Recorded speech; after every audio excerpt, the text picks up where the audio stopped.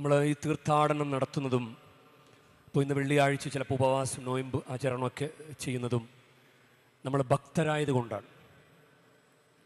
കർത്താവിൻ്റെ ഭക്തരെ കർത്താവ് കടാക്ഷിക്കും.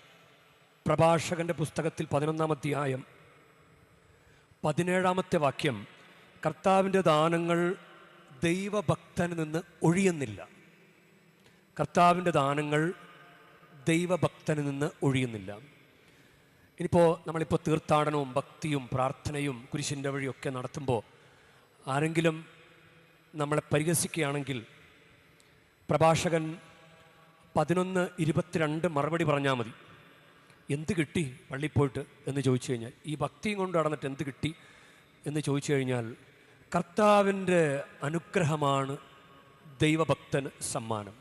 പ്രഭാഷകൻ 11:22 കർത്താവിൻ്റെ അനുഗ്രഹമാണ് ദൈവഭക്തന് സമ്മാനം. പ്രഭാഷകൻ 11:17 കർത്താവിൻ്റെ ദാനങ്ങൾ ദൈവഭക്തന് ഒഴിയുന്നില്ല. പ്രഭാഷകൻ 11:22 കർത്താവിൻ്റെ അനുഗ്രഹമാണ് ദൈവഭക്തന് സമ്മാനം. അത് ക്ഷണനേരം കൊണ്ട് പൂവണിയുന്നു.